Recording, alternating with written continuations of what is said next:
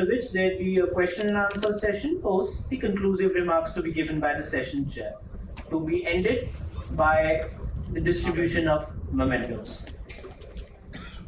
Now I introduce our session chair, Mr. Vishal Kapoor, Chief Executive Officer of Energy Efficiency Services Limited, SL. He is an accomplished professional with over 24 years of experience across cross-functional and multi-jurisdictional roles.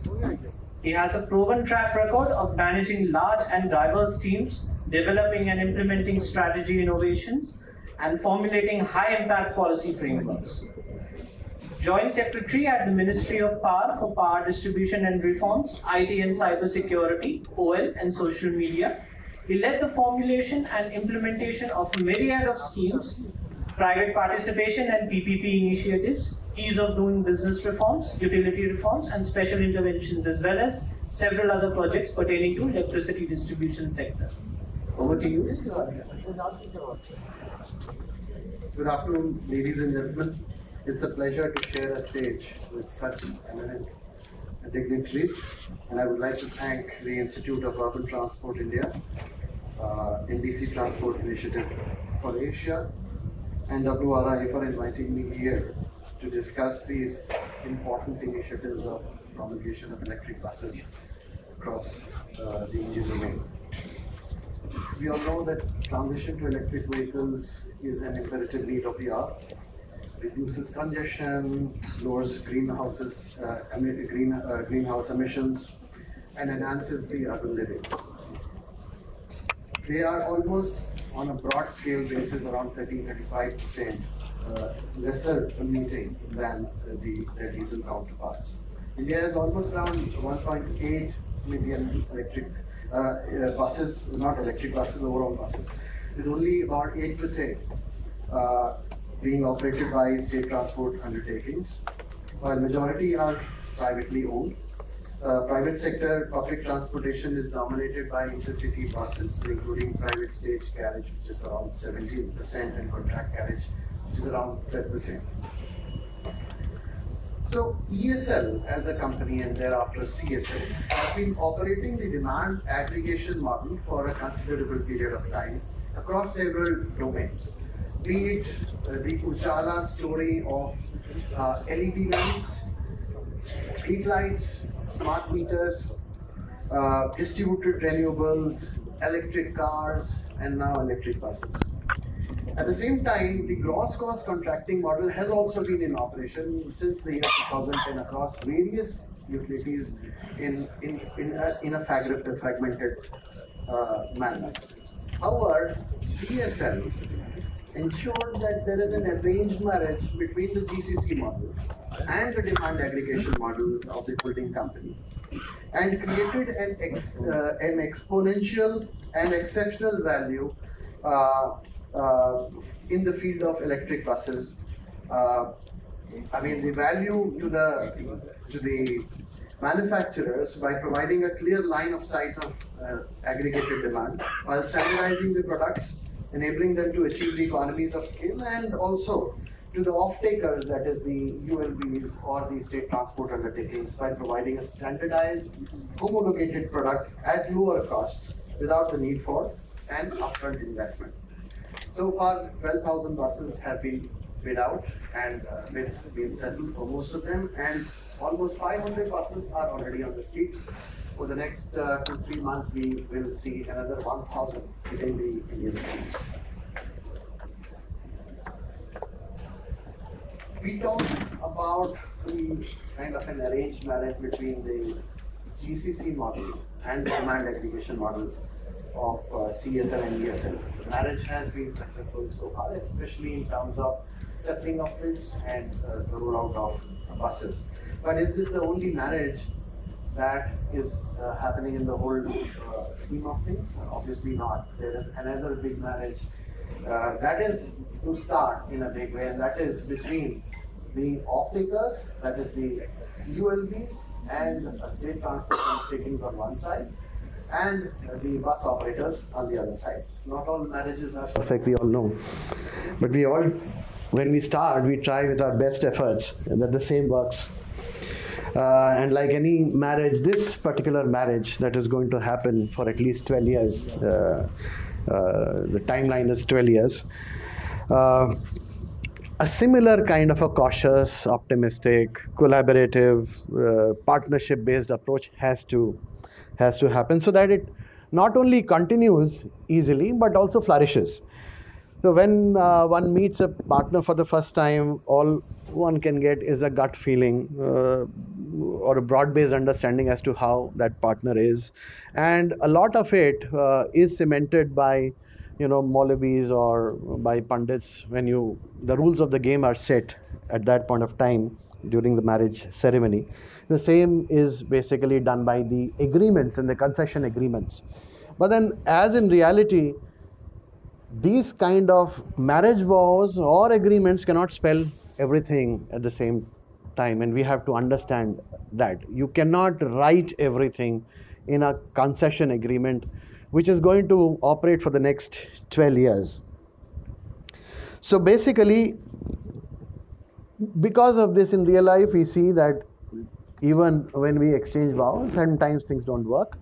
Same is true in this case, because if the partners do not actually work together to a common framework or do not show contractual leadership, there may be possibilities of the projects going aground. One important thing is that this demand aggregated GCC model brings together two very, very important aspects, as any PPP project does. One is creation of a public value for the citizens and for the country. At the same time, it also has to take care of the shareholder value that the bus operators think that they are bringing in. Contractual leadership, therefore, is very important and is central to such long-term contracts. Understanding the time value of money and the essentiality of timely payments is something that needs to be at the core of the transport utilities dealing with these contracts. At the same time, ensuring that service levels are in accordance with the well-defined SLAs is a responsibility of the bus operators. It needs to be understood very clearly that both timely payments and these service levels are tightly intertwined with each other. If the service is not good, the confidence in the contract erodes from the utility side, and then it has a cascading effect on the payments. At the same time, if the payments are not in time, then the same would mar the ability of the operator to work effectively. Cash flows are very important for these kind of contracts. Aberrations do keep on happening, but if they start happening at a large scale, consistently, then two things happen. The contract administration, contract performance goes down. And then the confidence in the technology, that is the bigger loss that we all face. The technology fails. Many times both the warring parties will not come together and say that, okay, it was your mistake, my mistake. I mean, most of the times technology is what suffers. The real irony is that if the contract administration does not happen properly and both the parties do not keep their end of the bargain, the sufferer is only one, the citizen. He is denied the basic public transport facility that the contracts wanted to give in. Basically, in the modern world that we are, development rides on money.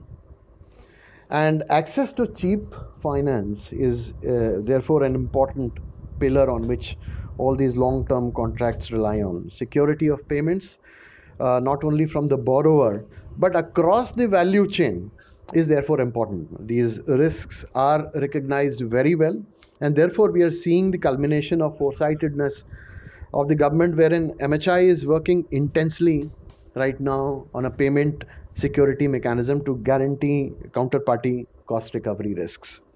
While the payment securities are important, it is to be also understood that no transaction is without risk in the world. And even if you keep the money in cash with yourself, you are exposing yourself to inflation risks. So therefore, if the financial institutions that are funding the project want to be completely risk-free, probably we are not going to see things move ahead. And to be fair enough, I would posit two singular ways especially for the domestic financial institutions. A lot of it is already being done by MDBs, but domestic financial institutions need to probably, and there are two ways by which this can be de-risked. The first is that the banks and FIs do not have a strong understanding of the technologies, especially the new technologies or technologies that are not yet commercialized in a big way. We are seeing this happen across all electric vehicle segments, including vehicles and two-wheeler, three-wheelers, as also in electric buses. Therefore, lack of understanding of the technology by banks and financial institutions. They are finance experts, obviously, they're not supposed to know. So therefore, the system needs to change. The finance plus element needs to come in. Finance plus means finance plus a strong collaborative partnership with an institution that understands the technology, at least on the extent of the technology risk and the project risk. To some extent, this problem can get mitigated. The second important thing that is very important today, which is not existent, is a visibility into the finances and the books of urban local bodies as well as the transport undertakings. We all know that these institutions are one that do not bank with local banks. So therefore, inherently, the bank's visibility into their financials and their operations is not there. Therefore, it is not only important that the books are open, but also another important point is that even if the books are open, the way they do their finances and the books, a lot of it is also on public finance, especially in the ULBs. We need to demystify how what those books actually mean. Therefore, city financial rankings that were proposed by MoHUA sometime last year, it is an initiative that will help various financial institutions and various other people to get a look into their finances, get a visibility, get a demystified outlook on their finances. The best part is that it will also allow a differential risk pricing for where particular ULBs are the ultimate counterparties, which will enable a fair competition between these ULBs. And this has been very successfully done in the power sector, where all DISCOM books are demystified for the last 12 years. Sorry, it's more, in fact, about 15 years. The books have been demystified. Power Finance Corporation comes out with an annual rating of utilities with all the analysis, and not only the normal corporate books, but which give an insight into their operations. Now, earlier it was being done by credit rating agencies, and now by a very renowned consultancy. So this demystified public finance of ULBs is extremely important, so that this thing can be done. Government subsidies is another part, very, very helpful for de-risking the electric bus projects. The FAME subsidy earlier and now the PME Bus Seva. I mean, if you see them, such beautiful construction of subsidies by the government. One focused completely on the manufacturing side, capital subsidies earlier, and now the operational subsidies to SUs under the PME Bus Seva. It's just a reminder that the government is looking at various different type of subsidy models across a period of time. The role of developmental financial institutions and MDBs, think tanks and bilateral partners is extremely important. After all, these are the only institutions that are cross-pollinating ideas and best practices across the world and in various utilities. Their technical assistances are of extreme importance, and I hope that this will not only continue but also get scaled up as we move forward in our fight towards climate change. I would like to end by just summarizing what I said, and if you've seen, there are three approaches that underline as per me, which will help the furtherance of the electric buses in India. The first approach is collaboration. The second is also collaboration, and the third is also collaboration. So ultimately, if we all collaborate, and multitude of stakeholders are there, right from FIs to bus operators, manufacturers, our attempts to bring all stakeholders together in the tender that may come out very soon on the PM eBus Seva. This time we have ensured that there have been immense discussions across all domains to understand what is happening on the ground, what is taking feedback also, visit to battery manufacturers and taking inputs from various utilities. And I believe that this is the way by which we can move forward effectively. Thank you for bearing with me for a long monologue. Thank you.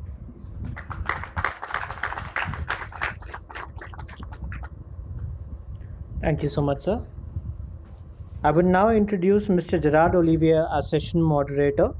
Mr. Gerard Olivier is lead transport specialist for the World Bank in India. Prior to India, he was cluster leader in Singapore World Bank Hub and led the World Bank community of practice on transit-oriented development. From 2010 to 2018, he has supported development of metro lines and high-speed rails in China as team leader for several World Bank projects. Sir, I hand over the session proceedings to you.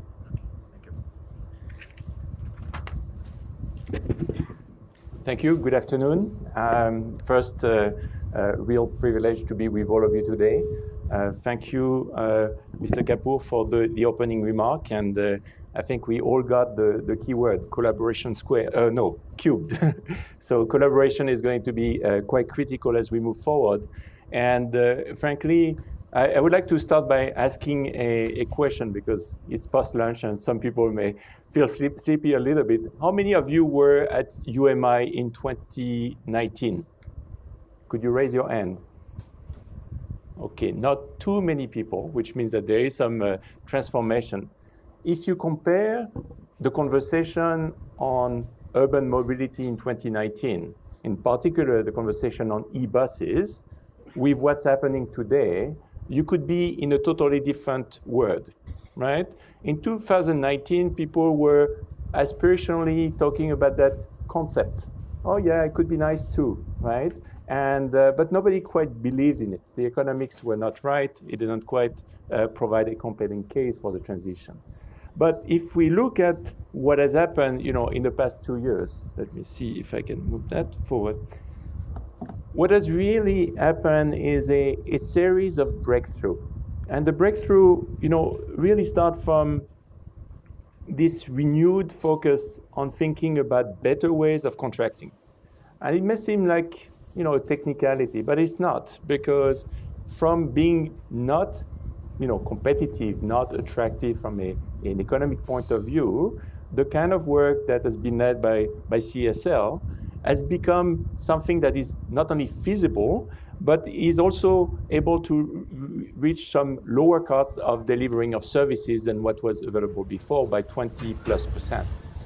Now, this is very significant because we know we are dealing with a sector that is complicated in terms of its economics. There's always the issue of STU losing money and the like. So the fact that you're able to move from one side to the other is what provides an opportunity for scaling up.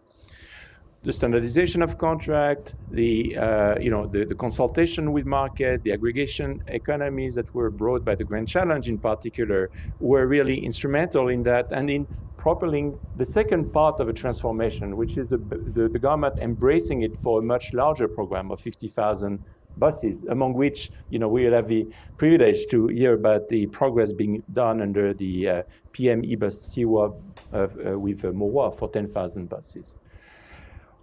When you go through that breakthrough, then you can start thinking about the bigger picture.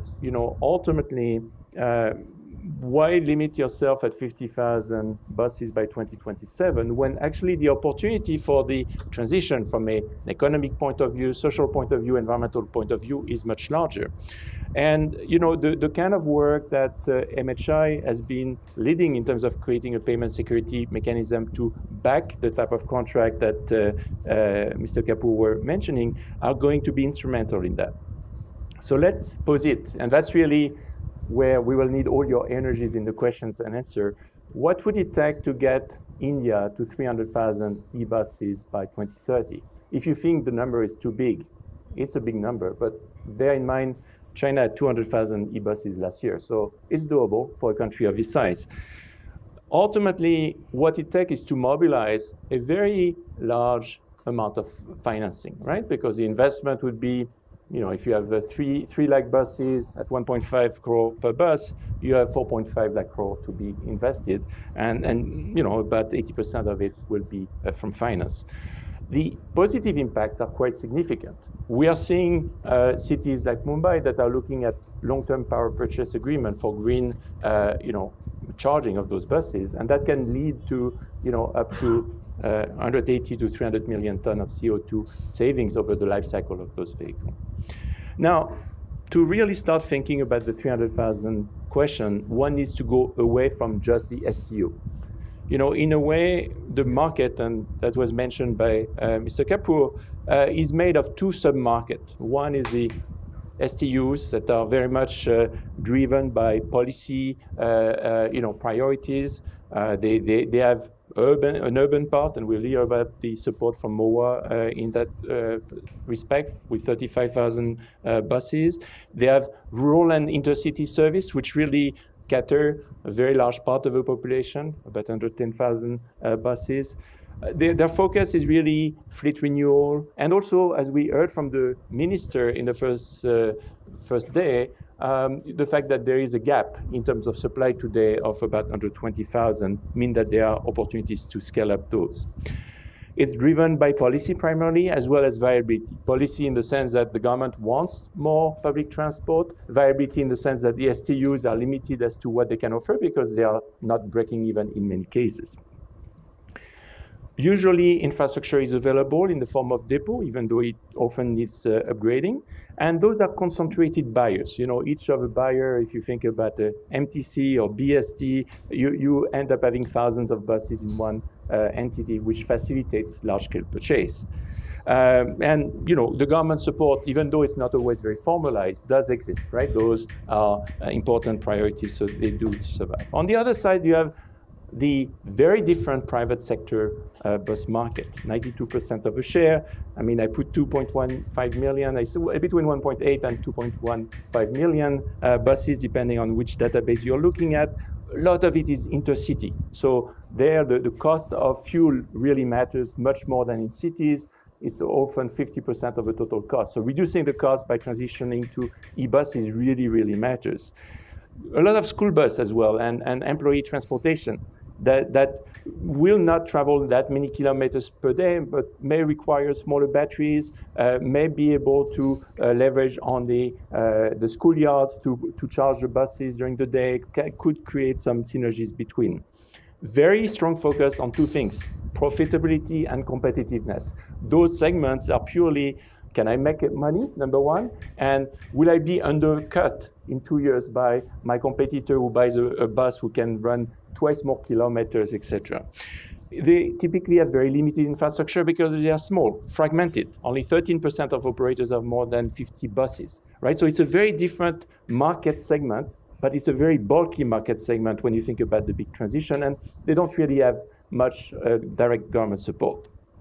Now, the challenge in scaling is that obviously you face a very significant upfront cost that gets recovered over time when you go for an e-bus. And obviously, it's going to have a different implication for raising the financing for a public operator versus a private operator. In both cases, there is going to be the question of functional fit.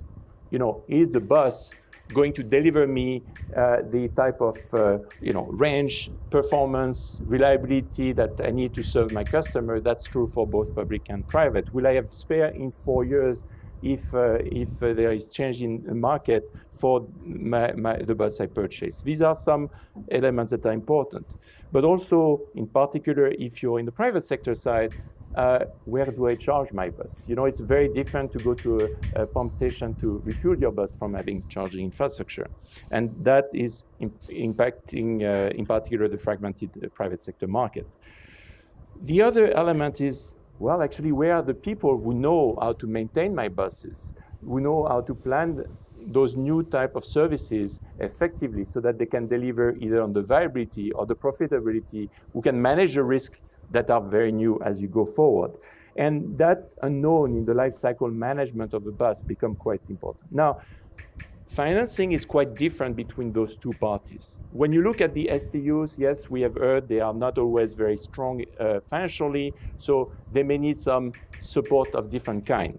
We are seeing in cities like Chennai, where we are working, that one of the approaches is that to create, you know, a viability gap fund or funding that compensate for the deficit that may exist based on business planning and key performance indicator, supplemented by assurance of timely payment that can take place through the payment security mechanism that was described in the context of MHI efforts, as well as, you know, better mechanism for dispute resolutions. Those are important elements to convince the private operator to come under a gross cost contract and commit for a 12-year period the upfront investment costs associated with those buses. We know that there is very large staffing in those STUs, and that's certainly something that does have an impact on a preference for continuation of in-house delivery. When we come to those 92% that are the private bus, the story is quite different. The focus here is really on what is my rate of return. I'm buying a bus, rate of return, and how do you control the elements of CapEx versus OpEx in a clear way for the life of a bus, which can be 12 years. And that is really impacted by a number of things. First, compared to the public sector bus, there's no upfront subsidy. Because most of the operators are small, they come with small size demand to the manufacturers. You know, I want 5 bus, 10 bus, and it's very difficult to get economies of scale when you do that. There is a risk of competitive obsolescence. The bus you buy today may not be competitive with a bus bought in, 3 years down the line, because, you know, the range has doubled or the this and that. So those are elements of concern when they approach bankers in terms of securing financial support. There's also a question of unclear scalability, whether the manufacturers, and we had one manufacturer who could not come ultimately today, but whether they will be able to scale up the capacity to produce those vehicles at the scale that policymakers are aiming at. Last, there is a challenge in terms of brand image. You know, sometimes you see a fire, and then immediately nobody wants to touch this type of bus or service. If you're a private operator and this happens to you, you know, you can face bankruptcy as a result of that. So what we would like to discuss today, and we have a fantastic panel to go over this, is what could be a synergistic roadmap looking like. And by synergistic, I mean between the operators, between the financiers, between the public sector, in terms of bringing all together, between the CSL that has done a lot of good work on aggregation already. At the top is a policy framework and regulation that really create the environment that stimulate the transition. Okay, so that means, for example, if there are incentives, are they predictable over the life cycle of the purchase you're making, so that you're going to be able to predict your cash flows associated with those buses? Is there a framework that disincentivizes the use of diesel buses, or even mandate a transition, in particular in cities, towards more e-buses? We are seeing it in other market segments, and that's quite effective in accelerating, for example, the transition for 2- and 3-wheelers. Second, in the context of the STUs, how do you make bankable contract, standardized contract, valuability gap funding, payment security mechanism, and dispute resolution? The third point is, we will not have a scale-up that is meaningful unless there is a shared charging infrastructure available. And that's really where the public-private partnership may need to come in at scale to give confidence that at state level, at metropolitan level, there is enough of a charging availability to warrant the transition, so that this is actually a solution that can deliver. It is standardized in terms of being able to charge any bus to any station, and preferably it links to green charging as a way to maximize the positive impact of the transition. Fourth, and we'll have multiple financiers speaking about it, is the notion of financial innovation. We have seen the impact of the pooling done by CSL. We were expecting this kind of impact as a result of pooling. We have seen it in other countries as well. But what can be done on the private sector bus to make this happen? Maybe CSL would have interest in fostering something like this with the support of some of the financiers. How do you access green bonds? Because ultimately it's a green bond transition story that you could tap into. The scale is massive. If you're speaking about 300 million tons of CO2 and you can get $10 a ton, you start speaking about numbers that could unlock things. How do you support, I would say, the first 10%? Right now, by the way, we had 0.4% of buses in India are electric. Just to be clear, in the overall inventory, 0.4%. That's big compared to zero, but it's still 0.4%. And this year, actually, we have 4% of the buses being sold that are electric this year. So we are seeing an acceleration, but how do you get to the overall inventory being 10% electric fairly rapidly? How would you nudge it to that level so that then this alignment between financiers and the like is, moving the agenda forward? So, last but not least, there's no question that we are all learning. There's nobody in the world today, well, almost, who can say we have extensive experience of running intercity city buses that are electric at scale in ways that are definitive, because the technology is evolving very rapidly, the business models are evolving very rapidly, and the skill set required for your mechanics, for your planners, for your risk management specialists needs to be augmented. It needs to be done most likely in partnership with all the institutes that exist. There was some very good work by GIZ done on that last year. And, an opportunity to learn and develop research and development that would be applicable to the e-bus ecosystem in India. So I just wanted to share those thoughts as kind of the key bullet points we are thinking of in terms of creating a roadmap. And then we are now we're going to listen to the panel to understand from their perspective what can be done to actually accelerate the transition. We'll start with maybe what is the hottest program right now in the panel, the e-bus Siwa program with Mr. Bhadoria, for your views, sir, on how to move forward on those aspects, and tell us about the way you're looking at those questions as you move forward with the program. Thank you. Thank you for inviting me. So as far as policy framework and regulation are concerned, we are doing this stakeholder discussions the last since the launch of the scheme, that is 16th August. Vishal sir is sitting aside, is also actively involved in that, and all the OEMs and all the cities, we have taken views of all. So we dealt upon what are the major risks in this propagating or this furthering the EV ecosystem. So in my opinion, there are 3 to 4 major risks, which I'll categorize into 4 categories.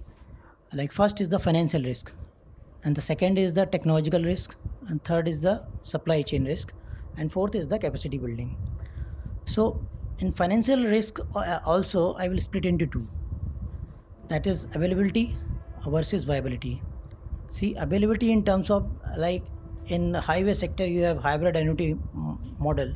So banks are very comfortable to lend them, but that is not the case with the EV ecosystem.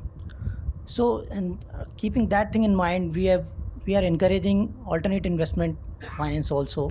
so that there will be availability of finance and also multilateral development institutions, financial institutions. So availability aspect, we are very lenient in designing the RFP so that maximum finance comes and provide support to the operators or OEMs so that they can participate in our OPEX model, which is this GCC based. We are going to run the buses on OPEX model. So that is the one part. Then second thing is the payment mechanism. The OEM are worried whether, since as Vishal sir has already covered, ULBs or state transport unions financial health is not in good shape. So there's a risk of payment default. So from that aspect, this scheme has been designed. So we are first paying this central subsidy on per kilometer basis for the GCC cost, around 24 rupees for the standard category bus, and for 9 meter and 12 meter is 22 and 22 rupees per kilometer. So that becomes a very confidence building measures for the OEM as well as financing institutions to participate in this flagship scheme. And this thereafter, second thing is, which you already has been dealt by you and Vishal sir, for payment security mechanism, our MHI is taking lead in that, finalizing that scheme, so that there is a guarantee, almost guarantee of payment. That will be another confidence building measures for the stakeholders to participate in this scheme. And third is the escrow account. So we are planning to make this basically we are planning to design this escrow account in such a fashion that the fund flows directly to that scheme dedicated escrow account, and daily revenue collection will also come to that account. So these are the things we are taking so that cash flow is there and schemes become viable and operators is also comfortable. As far as cities are concerned, we have also kept a provision of earning carbon credit. There's a lot of work going on by our power ministry for there's recent amendment in the energy conservation amendment bill. The carbon trading framework is being set up that can also be tapped by the cities. So some cities are also thinking of some institutional mechanism to combine their operations by setting up a SPV. So at all levels, these things are being considered, and we are trying to resolve all these as we move ahead. The second part is the technological risk. So technological risk, as you all know, this EV industry is evolving, and the battery chemistry, that is a major risk, which is also evolving. So the major concern is that we need a handholding of OEM throughout this 12-year long concession period. One thing is that, and the second thing becomes we don't have the data to basically size the battery city-wise and predict the performance, as you told in your earlier speech, the functional fit. What would be the range? What would be the range requirement of city? The traffic scenario of every city is different. So we don't have the data. So we realize that we need to capture the data. This is the beginning. So we are addressing this technological risks. We are trying to set up a centralized ITMS tool, which will not only capture the data, but will also help the cities to monitor the performance as well as operation, and the payment system will also be linked to that. So by properly monitoring the bus operation, which will provide data insight, information can be extracted. What are the cities, what type of battery sizing is required for a particular city, because as of now we are only banking on the Delhi drive cycle. So one size fit all doesn't work in EV, because the battery is the major cost component. So we need to carefully consider the battery sizing, which I think once we get the data, it would be a great help for us for designing the city-wise, or we can make cluster of cities based on the traffic requirement and based on the passenger movement. We can make cluster of cities, and the OEM will be having a good insight to how to optimize their battery size and thus bring the cost efficiency in their model. So that is the technology part. And the third is the supply chain risk. See, we have seen a lot of tendering in National E-Bus program, but the lead time of between the tendering as well as the bringing the bus on the ground is very significant. We are not able to see the scale of tender is quite high, but the delivery is poor. So that is also because supply chain battery, again that comes on the battery. So we are not that much we are gearing up for self-sufficiency in the battery manufacturing. I hope so that would be addressed in the near future. This was the part of the technological risk, and now I'll dwell upon some capacity building. See, we are trying to focus cities which are yet to operate even diesel buses. So diesel industry is quite mature and a lot of unorganized players are there, and they also know how to maintain those buses, how to get the best of the services at the best of the cost. But in here, it's a different game altogether. Cities need to be hand-holded technologically. So we are designing the process in such a fashion that we will give them support for planning their electric infrastructure, behind the meter infrastructure, as well as the centralized ITMS support would be given, so that they need not to independently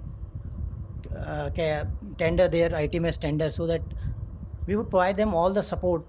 So we are majorly banking on ITMS, which will give a lot of support to cities for operationalizing their bus, as well as monitoring the performance and the payment system.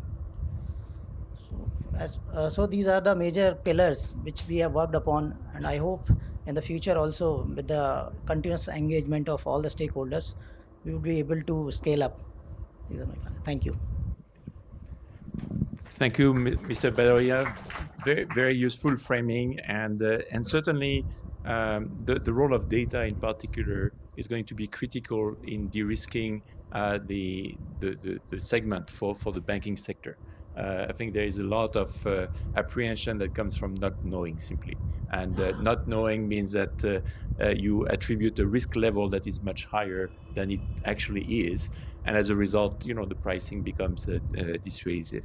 You pointed out at the end the need for capacity building, which is a great transition to our colleagues from GIZ that have done some great work, looking at all the training needs assessment associated with the transition towards e-buses. So I would like to turn to Daniel. If you could share your perspective, Daniel, on what does it take to actually build up that capacity at scale, not only in the top tier city, the top 5, 9 that were looked at in the first phase of FAME, but more, that vast array of cities that the MOVWA program is now targeting, where, as Sir just mentioned, the skill set is quite diverse, right? So let's hear from you.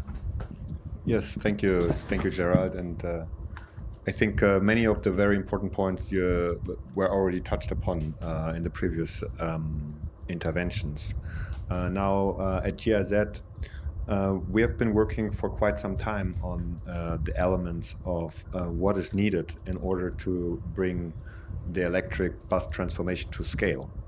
And one key element of our work is conducting comprehensive training needs assessment for electric buses. So what does that mean? Comprehensive training needs assessment tackles various elements across the whole bus electrification, coming from identifying clear training needs for public transport agencies across the different life cycles of the bus, then presenting the coverage. When we look at the different training needs, the coverage each of the training modules has to take in order to create a clear and a complete training of what is all there. But that does not everything already. You have to also think about how to deliver then those modules. When are we saying that we have sufficiently delivered the modules in the way that we can say now we have capacitated the relevant stakeholders? And then that is happening obviously on different tiers of government, so on the city, on the regional, on the state, on the national level, etc. And the third element of the training needs assessment, which we have conducted, is reviewing the existing organizational structure, especially of large state transport undertakings, also of special purpose vehicles. And under this volume of our work, we looked at the organigrams, and we looked at the required changes needed in order to make those programs, those institutions fit for the transformation. That obviously also requires upskilling or reskilling, as we are talking about different technologies as well as a different scale. So we're really talking here about a challenge in terms of a dual transition, no? We are not only talking about the transition from one technology to the other, but we are also talking about the transition of the model, how we are bringing those buses into the market, which the gross cost contract. And that's the last crucial element I want to touch upon also, is that within the GCC, we need to look at the Model Concession Agreement, the MCA, which is the base document in that context, and how we are working with city and state level public agencies in order to make them acquainted and fit to provide the relevant provisions which are within this agreement. So as you see, we are dealing with a very complex topic which covers various levels of transformation, and with GIZ we are trying to capture this in order to create a more complete overview of what's needed. Thank you, and I think echoing the collaboration cube of Mr. Kapur at the beginning, this is really an area where a roadmap of all of these training needs with the right level of depth, as well as the institutes that are able to deliver, the quality that will be required to make MOVA confident, CSL confident, is something that could come across from, a conversation like this, leveraging on the different support by bilaterals and multilaterals. Thank you very much, Daniel. And I will turn to Veronica. I mean, Veronica, you're working very closely on climate finance and mobility. I mean, there's nothing much more climate finance and mobility than e-buses at scale. So the question to you is, I mean, first, what do you do as KfW in the e-bus segment? I think it's interesting for us to know what opportunities and challenges you would see for a transition to 300,000 e-bus like this, and what role do you see for multilaterals and development bank, knowing that ultimately the bulk of the financing will need to come from the local banks more than us. But is there a catalyst role that could be envisaged? So Veronica, let's hear from you. Thank you, Gerald, and good afternoon, ladies and gentlemen. So trying to answer your first question, what is KfW doing in bus financing? I would like to take a step back. What are we doing in mobility financing? And I think maybe some of you might be surprised to find us here speaking about buses, because many link KfW, especially in India, to financing of metros. So actually, in our endeavors to contribute to livable cities and sustainable cities, we are focusing on the urban mobility sector as an important source also of greenhouse gas emissions. So this makes public transport as a whole interesting, or a key sector for us. So this is metros, this is buses, also e-buses. Also recently we are looking into financing of hydrogen buses and BRT systems. But we also support non-motorized transit, and as you might have heard in other sessions, multimodal integration is for us a key factor to make public transport resilient and make it work, basically. So this is what we are aiming at, and of course in India we are looking now into financing electric buses, and I might say I think we are at actually one of the front runners on e-bus financing in India, because we have an ongoing project already that has been signed with the government of Tamil Nadu for the modernization of the bus fleet, which encompasses 2,000 diesel buses based on the best available technology to provide clean combustive buses, but also 500 electric buses, which are, the project is at the stage of being tendered right now, and I understand that's only a fraction of what is needed also in the short term in India, but as far as we see, that's the biggest fraction that's out there being implemented right now. So that's for the background, but what we are looking at, of course, also with the announcement of the PM e-bus SEVA scheme, we are very much interested in promoting e-buses in India further. And the government of India and government of Germany have set up the Green Urban Mobility Partnership that has pledged to provide a further billion to the already existing 1.5 billion that we have in our portfolio. So one further billion for financing green mobility in India, and we are very much focusing on electric buses for this. So bringing me to the question of what might be our role then, and how do we see ourselves in trying to enable this transition that you stated. So of course there's huge challenges that have been mentioned right now, from funding to manufacturing capacities, operating capacities. We have learned that, of course, if you implement electric buses, there's a whole ecosystem coming with that. It's not just the buses; it's the depots, it's the digitalization of the whole sector, the monitoring and maintenance, and we have touched upon the lack of staff, and so what our role could be here is that we might be the, as you have put it, the Finance Plus institution that provides a reliable cooperation and far beyond financing. So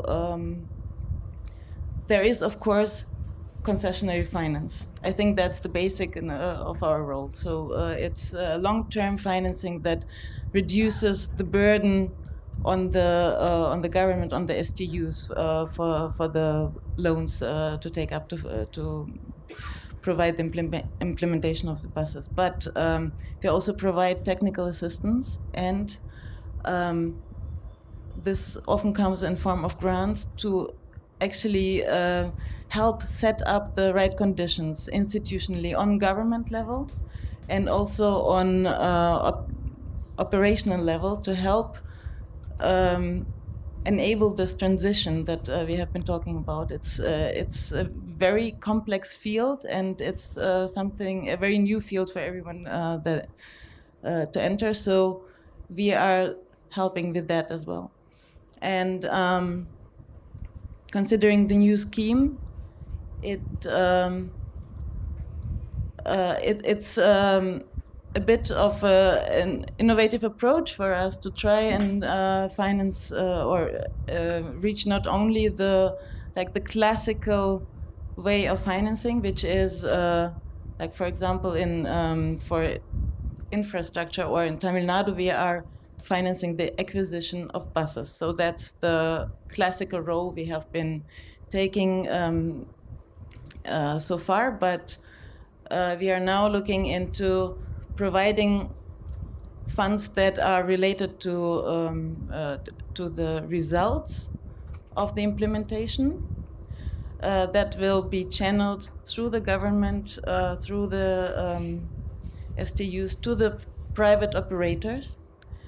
So that in this case, we are able to, for example, enable a scheme like the PM-SEWA scheme and reach out to the private operators at the end, so that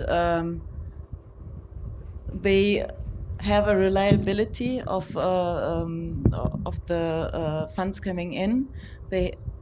We hope this builds also the trust of a multilateral or bilateral institution being in the scheme, that the payments will arrive. And at the same time, this is also reaching out to a multitude of operators that will receive the needed money in the end. Yeah. Thank you very much, Veronica. And actually, yeah, you prepare very well for the transition towards IFC, because then the big question is, yes, okay, all of these contracts are coming. A lot of it is still public sector side, the public sector side of the story. Our colleagues from IFC have been looking quite carefully about the private sector side of the story. How do you get bankable contracts, you know, that you can bring to a bank and the bank is going to say, yes, I'm ready to lend you that large upfront cost because I believe you will get the long-term return that allows for debt servicing. So let's have a presentation by Malavika, who is from our IFC team. About, I'm just trying to figure out how to get the slides up. Please bear with me for a minute. It's coming. Yeah. It's going to come in a second, yes. How do you project? And as you do that, you know, think not only about the STU part of the story, which is 8% of the market, but the bigger market that would be required to actually have a large-scale implementation. So I see your slides are now on. Left and right, yeah.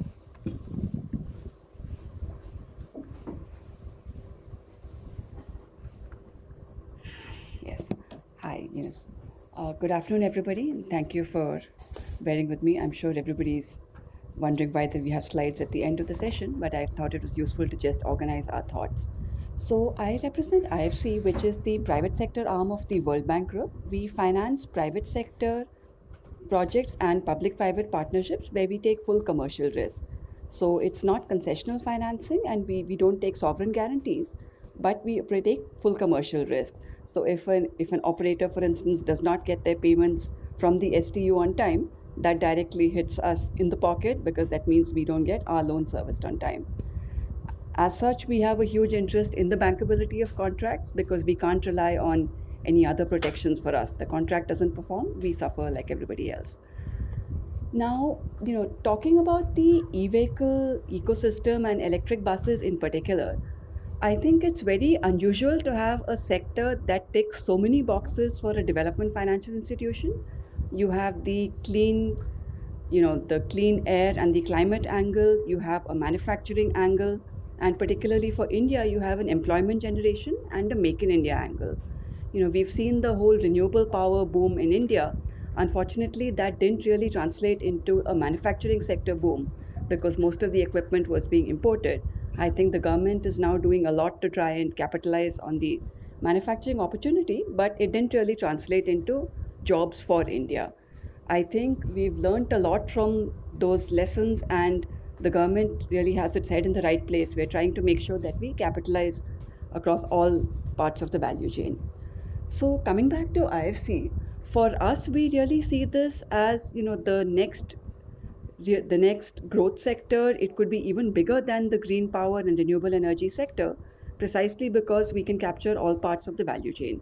For us, we would like to fund the sector in a big way, you know, with both debt and equity, starting from the OEMs who can manufacture vehicles for the sector. We made a large equity investment with Mahindra for electric three-wheelers and four-wheelers, where they're going to be manufacturing at a large new plant. We would like to support charging infrastructure providers, although I must admit, I think the jury is still out on what is the established business model there. And I think there are a lot of experimental models in play right now. We can give credit lines to finance other institutions that will be funding these vehicles. The bank is already doing something there with SIDBI on the two-wheeler side, And we hope to replicate that for four-wheelers and for buses. Now, fleet operators is what we've spoken about a lot today, and I'll talk about that specifically because that's a sector that we would really like to be active with. Again, apart from GCC contracts, which I will talk about, there's definitely going to be a whole angle of dry lease contracts and asset acquisition just by the municipalities. Because I think, much as we might like it wearing a private sector hat, we cannot say that all buses by all STUs are going to be operated by the private sector. There is a workforce in place. Some of them have, most of them have a lot of experience. And there are a lot of STUs that for various reasons may want to just buy the assets and operate them themselves. So we're in contact with some STUs that are looking for financing there specifically. They will obviously take funding from the development institutions like KFW, as Veronica mentioned, but some of them are also looking to tap private sector sources for this. So I jumped to this slide just to show, I guess the scale of our ambition for this sector, and we have a lot riding on this sector, and we have high hopes for the sector. Yeah. Now, again, I've been with IFC for 20 years, and I recall when funding a 25 megawatt solar project at 8 rupees was considered revolutionary. And I think we all know we have come a long, long way since then. We've got, power at 2 rupees, 3 rupees, a 500 megawatt project is now considered a mid-sized project. And, if you want to be even more ambitious, then you talk in the gigawatts. We've come a long way, and I think, again, this sector has the opportunity to take a lot of those lessons and avoid some of the mistakes and really leapfrog directly to putting in place good institutional arrangements. I think the role that MHI and CESL and ESL have played has just been fabulous. I think the amount of transparency and just stakeholder engagement that they're doing is probably something that I think it took a lot, the power sector and other sectors, several years of experimenting and some success stories, some failures to really get to that level of engagement. And this is something that we hear from our private sector counterparties as well, banks, the OEM manufacturers, and also some of the financial platforms that are looking to get into this sector. I think they're all very happy at the level of responsiveness and feedback. So again, I think a big thanks from our side to the government and to CESL for this. Yeah. Now, as lenders, I think lenders usually get a bit of a bad rap saying that you want to transfer all risks to the government and all risks to the OEM. So what is the risk that you are taking? And, do you want a gold-plated contract where you don't take any risks at all? In a contract like GCC contracts, it's a bit different from the power sector. In the power sector, as long as my power is competitive, I can sell it on the exchange. I can find somebody else to dispatch my power, assuming, I can pay, assuming I'm willing to accept a certain rate for it. Now, with buses, I think Mr. Kapoor mentioned the marriage analogy. You're really stuck with each other. Neither can I take the buses and push off overnight, neither can you as an authority tell me, okay, get lost, take your 200 buses, I'm really disgusted with you. So from our perspective as lenders, I think we would like to make the right choice of which STU projects to back and certainly which OEMs to back. We cannot be operating with, fly-by-night operators. Somebody can come and offer 35 rupees in the challenge, but are they really serious players who are going to be around for 12 years? So we are in bed together, like it or not, for 12 years. And the main challenge for us is really liquidity. I don't think anybody expects an STU to never pay. I don't think anybody expects the operator to never sort out their buses. The challenge is really what happens if you have a 1 month delay or a 2 month delay or a 4 month delay. I think as financiers, we're all conservative. We will, in our financial models, run the downside scenarios. We will make the OEM put in place a 1 month reserve or a 2 month reserve, or we will say, you think you can get the money in 45 days, please assume it will take 75 days. But the model will break down if we go from that 1 month or 2 months to 4 months or 5 months. And I think that is really where we're hoping the contractual framework can put in place protections. Nobody expect, if your money has not come after 3 months, then there's a fundamental problem. You have either your buses are constantly breaking down, or the government has just taken a call that, public transport is not a priority and we're not going to fund the STU to finance this. So it's really that bridge between 1 and 6 months that we as stakeholders need to bridge. And there, as lenders, what we would request is, can we reduce the amount of subjectivity in that it takes? The number of touch points that an operator needs to go to get money released should be minimum, and there needs to be some visibility on how long it will take. Because the courts are not really a viable dispute resolution mechanism, because as we all know, I think no case gets resolved until it goes to the Supreme Court. It's not like you can get a High Court judgment in your favor and the money will get released. Both parties will take it to the Supreme Court. So what we really need is just to bridge that short set of months where the dispute is there. I'm going to talk about a couple of projects that we have financed where we really think, these are the gold standards in terms of PSMs for two different reasons. And they're both different cases. In one case, there is a central off-taker, which straight away, puts your bankability in a completely different category, because then you view the central off-taker as being much stronger than an individual STU. And the off-taker then plays the role of aggregator. So they're not just aggregating demand and bidding out the projects, but they are also the counterparty. So this is the project that we financed for the Namami Gange project, where there was a new entity set up that became party to the tripartite agreement. So you have a local government body, because obviously you can't do without the local government, which is actually giving you the site and giving you the operations that need to be rehabilitated or replaced. But the person who is signing your checks is not the STU, it is a different entity. So hypothetically, in this case, if we take the CESL analogy, CESL would be the one that's actually releasing your payments, or a body like CESL. And here, this was a project that was done in partnership with the World Bank, where the World Bank then gave funding to the central government entity. Now, this is obviously, and this is also similar to the SECI model and NVVN before this.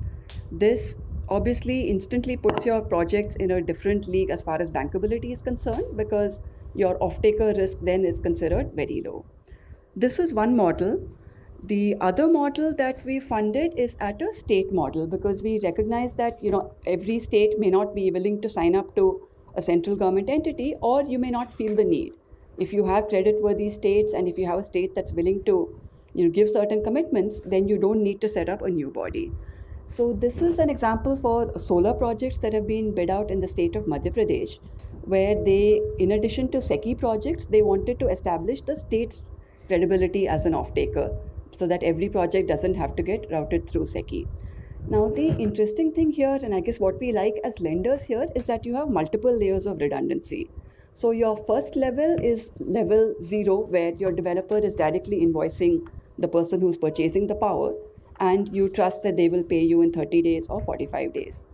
The second level is where, if for some reason there is a delay in payment, then you have a letter of credit covering 1 month's payments. And then the uniqueness about this particular model, and why they were able to attract very competitive bids and also very competitive debt financing, is layers 2 and 3, where there is a payment security fund operated by RUMSL, which is the solar park operator. And the final layer of protection is a state government guarantee. Now, this might seem like overkill, but yeah, and I'm sure there are a lot of people saying, well, this may, risk kya hai? What is the risk that you're taking? But as lenders, what we felt and what developers felt is that we are taking a risk as far as the developer is concerned. We're taking a risk as far as the off-taker is concerned, not the off-taker, as far as the technology is concerned. And of course, there is resource risk, because renewable energy might seem like it's very risk-free because you're not paying for coal, but at the same time, your assets may not perform particularly in wind, or your generation just may not be at the level that you project. So, and because the tariffs are so competitively bid, you don't have much room for error there. So from our perspective, we felt this was a fairly balanced structure, which would then induce developers to offer very competitive tariffs, because at least you're taking away the off-taker risk to a large extent. So on the on the constant refrain, I guess for the last year and a half, Gerald, has been, we need a PSM, we need a PSM. And it's great to see that there's been a lot of consultation and a lot of responsiveness. And I think the government has sort of very successfully engaged with donors and other stakeholders to try and get some funding for this. We have a few thoughts on this, and again, I think the other thing we'd like to compliment the government on is just the e-bus program as a whole. Not neglecting smaller cities and not leaving it only to the DTCs and the BESTs of the world to go electric, but actually going to smaller cities where there's an even greater deficiency of public transport. So we have a few suggestions here. One is on the funds.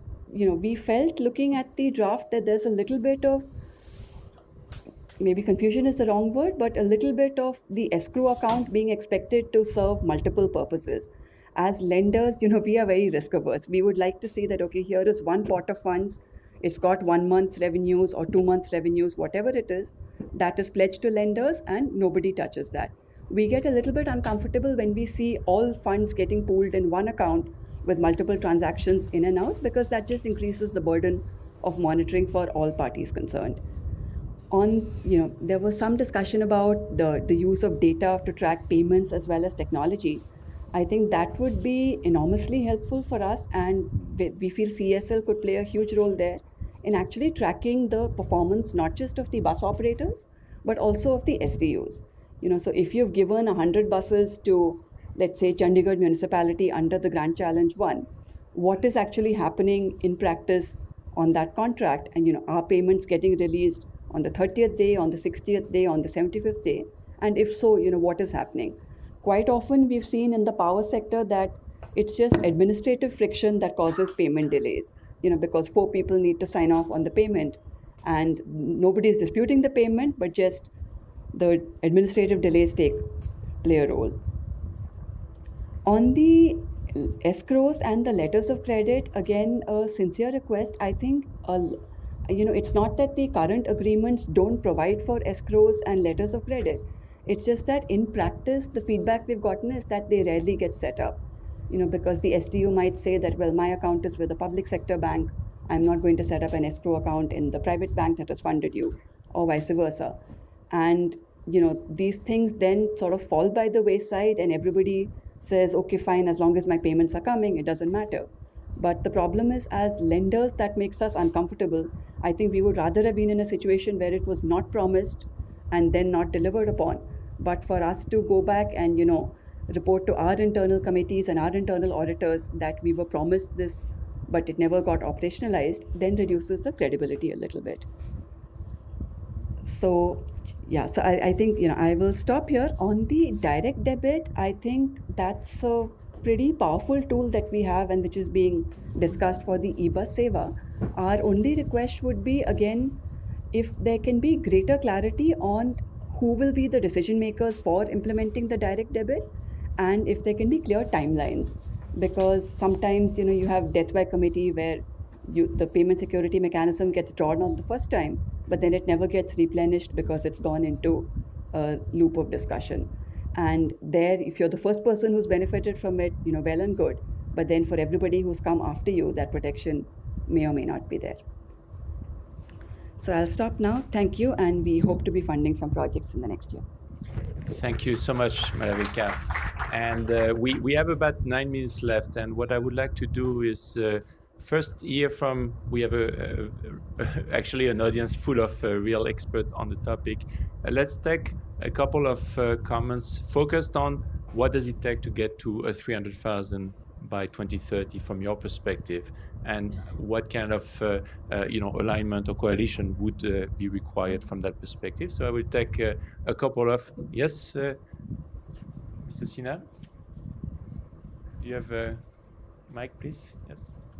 And I can take the second end. Anybody wants to? Yes. So we have 2. Alok. Thank you, Gerald. Pretty exhaustive, panel and very insightful. I have a request for a bit more your views on one aspect which you covered, Gerald, in one of your slides, one point on compatibility and charging. So one view on compatibility, if we see from the supply and demand side, we have, I think, 5-6 suppliers, and the kilometers per charge varies from 50 to 300. I had a lot of interaction with vendors as well as the users, the last few months, and I found a simple example in Himachal Pradesh. They were the first ones to buy those, and subsequent they both bought more buses. The plugs are different, for both sides. Also, if you talk about the charging, infrastructure in terms of the technology, slow charging, fast charging, induction charging, swaps, and all those things. And coming to the demand side, you have the city buses within the city. The size of city varies within India, big cities, smaller cities. Then we have intercity buses. And then we talk about Himachal Pradesh, we talk about Rajasthan, we talk of hot, cold areas, and then where you have monsoons almost 7-8 months. So all these plays, havoc with the battery. Do you think that there would be, challenges in scaling up to 3 lakh? You mentioned, should we standardize or should we not? Because you also mentioned that everything is changing 3 years. So will that standardization kill innovation or something?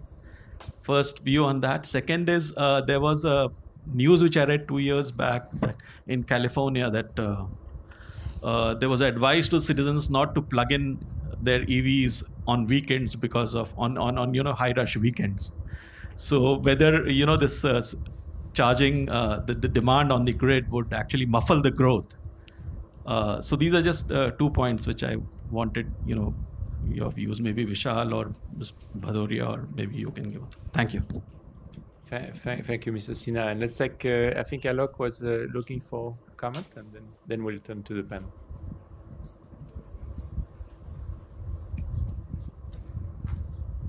Yeah, I think one of the things which, Gerald, you showed on your slide was this, the amount of buses that you have in the private sector, which I think is a further disaggregation if you do. There's a formal sector and then there's an informal sector. And in the informal sector is where the majority of, fleet actually lies, where people are running, smaller operation, they don't have any subsidy, they run a profitable operation, their buses are possibly run down, individual owners, fleet of maybe 2-3 buses, so on and so forth. All the discussions that we had, are we missing trees for the forest? I'm just switching this thing. We often miss the forest for the trees, but are we missing here the trees for the forest? We are looking at only the bigger STUs. Today I find that it is much difficult to borrow $1 million than to borrow $100 million. $100 million, everybody's lining up. All the MDBs are lining up to give you $100 million, but then nobody wants to give you $1 million. And this is a perennial question. So how do you bring this ecosystem of small operators into the fold, into the financial mechanism? And the second point I want to ask is that there's a huge amount of focus in India at the moment on the transition to electric buses. But then, as we know, that 70% of the benefits on the bus operation actually comes from the efficiency side of it. It's not just the transition of fuel, it is the transition of mindset, the operating methods. And that part, who is going to address that part in this entire process? Thank you. I have a question as well. Okay. Yes, Ash. Hi, Zara. A large percentage of these 300K buses may come with uncontracted revenues. So how do these buses get funded? Okay, so we'll take those set of questions. I think let me turn first to Mr. Bhadoria for some of his views on the points raised. So first I would like to address Sinha sir question. See, so that's why I first stressed upon the data. See, there is a lot of variability in the climate. The annual variation, daily variation. So the battery, basically, see, if you compare ICE with the battery, in ICE, we don't have energy content problem. Here, just like capital, we manage the capital in a capital scarce country, like India. Likewise, energy is very scarce in this e-vehicle ecosystem. So we have to manage our battery energy very smartly. And that is also has a direct bearing with the costs. So I feel, so this data I'm thinking of, it requires, as Vishal said, a lot of collaboration. I would make it open to all the OEMs, designers. You have to design your bus specific to a city. And in the days of AI, we can cluster the city based on the data, what type of range and how to optimize the battery. These things can be done very easily, but the data is the key here. So our central thrust on the centralized ITMS, we are pushing hard to get it on board and make it a success. So I think that would address you the first question, how to efficiently make it. We cannot make a one size fit all. There are a lot of, if you compare Chandigarh with Rajasthan, see 30 to 40% load of AC consumes battery, 40% battery is being consumed. So these are the things. So accordingly, every city would have different capacity of battery. Of course, we have to standardize. So that would be addressed. And the second question I would address about this, sir has asked charging. Charging, basically, this energy is the central theme. So there's no way but to plan charging on the terminal point, because there is a play between, if you increase the battery size, there is a diminishing return. If you are increasing the battery, your capital cost goes up, but you won't get that type of range. There will be diminishing returns. So that energy we have to use very smartly, and if we are able to size the battery, it will bring down the cost. So there is two things. We can have a smaller battery and multiple of charging points, or we can have a bigger battery and a single charge range. So these two conflicting things, we need to reach some optimum efficient point for every city. That needs to be delivered. We cannot design all the buses on the basis of daily drive cycles. Thank you. So I've been asked to close very sharp at the time because there is a preparation for the next event required. I think all of these are great questions, and I suggest we take them during the coffee break as warranted. But let me thank the panelists for great perspectives, very useful in shaping up a roadmap moving forward. I would like to turn now to the chair for any final comment. I think there's very little time. I think exhaustive discussion, cross-pollination, collaboration, everything. So I think, most of the questions that were even asked and what we had discussed, I think most of them can be addressed contractually, and they are being addressed. We can have a discussion offline also. Vehicle to grade, all these kind of things will have to come in. Contractually, how can you manage if there is a variation, let's say 0.8 to 2.1, a single bus within winter and summer, depending upon the AC loads and all, how they can be addressed? They can be addressed contractually. We're trying to do that in the upcoming tenders in association with the MHI. Regarding missing the forest for the trees or the trees for the forest, I believe it is like all this works on network effects. A larger offtake, even if it is, let's say, 8% of the whole gamut of things, once things start coming on the roads, people start getting go on to the bandwagon effect comes in. We have seen it every single place. Let's say even in electric cars this has happened. It'll happen in electric buses. Motor Vehicle Act Amendment 2018 already helps us in the intercity operations without any permits, and there is a clear-cut case, and a lot of companies are coming in. Financing is definitely important.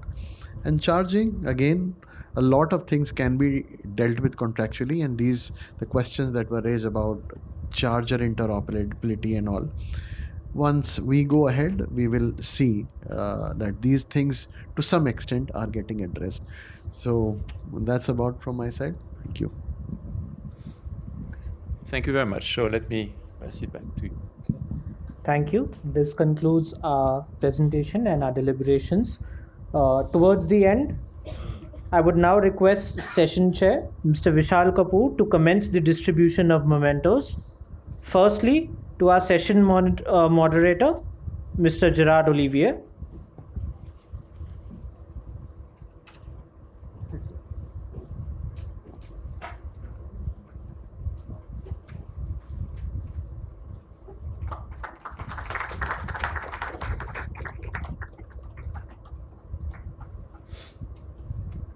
Followed by our panelists, Mr. Bhanu Pratap Singh Bhadoria.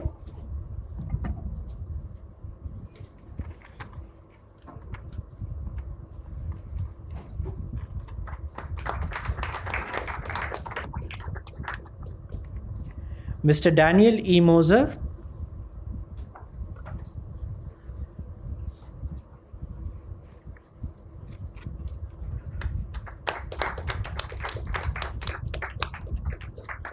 Followed by Ms. Veronica Pilach.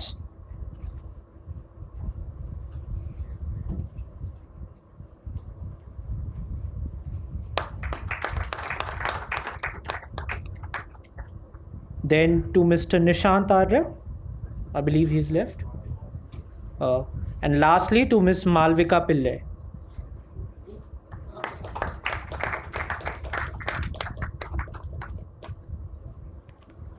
I would now request Mr. Bhanu Pratap Singh Bhadoria sir to present the memento to the session chair, Mr. Vishal Kapoor, CEO of Essel.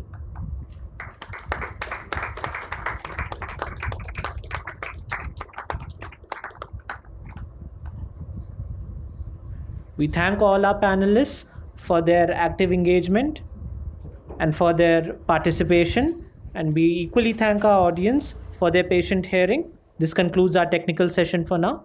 Thank you all for joining.